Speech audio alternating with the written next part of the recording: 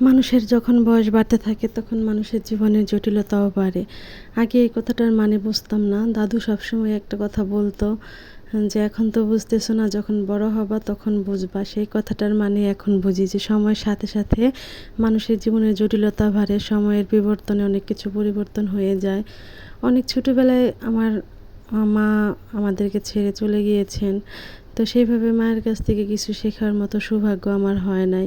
আমি যতটুকু শিখেছি আমার দাদির কাছ থেকেই শিখেছি। তো আগে যখন ছোট ছিলাম তখন ওইভাবে মায়ের অভাব বুঝতাম না। মনে হইতই না কখনো যে না দাদি আছে। কিন্তু বয়স বাড়ার সাথে, সাথে এখন দাদিও চলে গেছে। সময়ের